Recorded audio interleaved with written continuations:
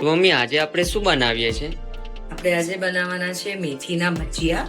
એના માટે આપણે લીધી છે ધોઈને સુધારેલી મેથી અને કોથમીર મિક્સ, લીલા મરચા, ચણાનો લોટ, બેઝિક મસાલામાં મરચું, હળદર, અજમો લઈશું થોડી હિંગ નાખશું, જીરું અને ધાણા જીરું, પરફેક્ટ, અને મીઠું. પરફેક્ટ. એટલે આપણે એક બોલમાં આ કોથમીર ને મેથી જે સુધારેલા છે ધોઈને એ લઈ લઈશું.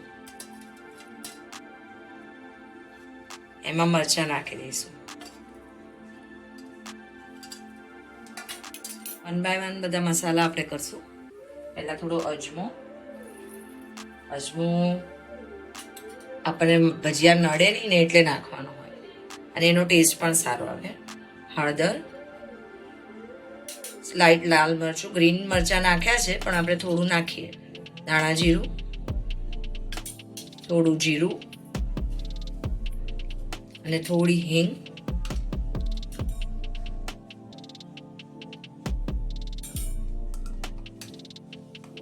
મીઠું,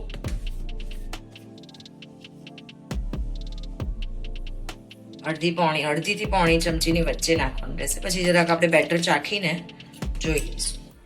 ઓકે, હવે આ બધો મસાલો આપણે થઈ ગયો છે. હવે એમાં આપણે થોડો કરીને ચણાનો લોટ એડ કરશું.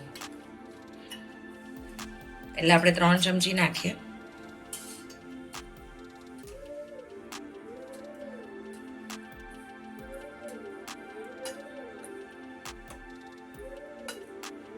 આપણે ક્રિસ્પી ભજીયા બનાવીએ છીએ. આ એક મેથીના ગોટા બન્યા જેમાં ચણાના લોટનું પ્રમાણ ઘણું વધારે હોય, મેથી ઓછી હોય.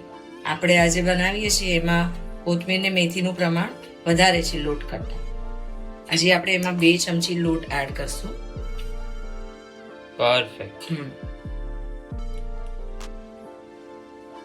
અને આને થોડું પાણી લઈને સરખું બાઇન્ડ થઈ જાય ને એ રીતનું બેટર રેડી કરશું. ટોટલ આપણે 5 ચમચી ચણાનો લોટ અત્યાર સુધી નાખ્યો છે. એટલે હવે આપણે પાણી નાખીને જોઈ લઈએ.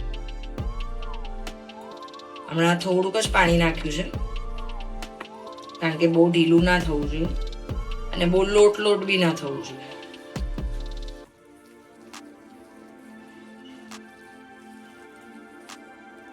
સ્લાઇટ ડ્રાય છે, સ્લાઇટ હજી આપણે પાણી ઉમેરશું.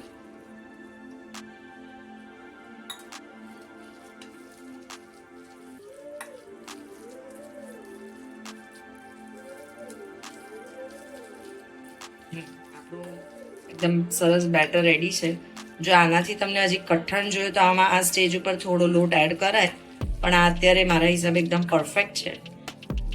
તો આને એકવાર આપણે ટેસ્ટ કરી લઈશું. એટલે કોઈ બી મસાલા ઓછા હોય તો એડ કરી લેવાય.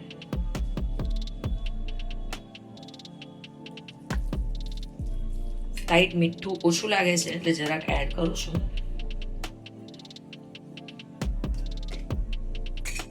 પછી આપણે એને હલાવી લઈશું.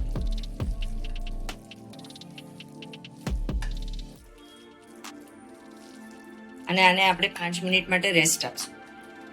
હવે આ 5 મિનિટ આપણે રેસ્ટ આપ્યા પછી આપણો લોટ આ રીતનો છે.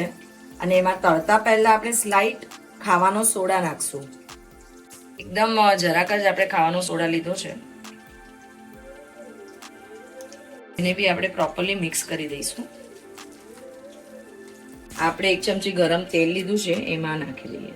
કેમ ગરમ તેલ નાખવાનું આમાં? એનાથી સોફ્ટ થાય. ઓહ,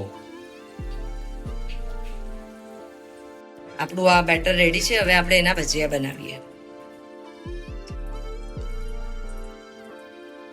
આપણે થોડાક નાના ભજીયા બનાવીએ છીએ.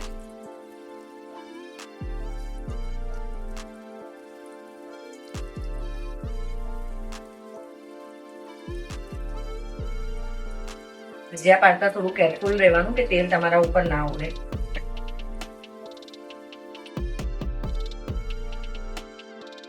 આપણે આ ભજીયા નાખીએ ને ત્યારે ગેસ ફાસ્ટ રાખવાનો, પછી એને સ્લાઇડ સ્લો કરવાનો. આપણે હજી આને થોડાક ગોલ્ડન બ્રાઉન થવા દઈશું એટલે બહારનું લેયર એકદમ સરસ ક્રિસ્પી થઈ જશે. આપણે હવે એને સ્લો તાપ પર જ કુક કરશું. એકદમ ગોલ્ડન થઈ ગયા છે હવે આપણા ભજીયા, એને આપણે કાઢી લઈએ.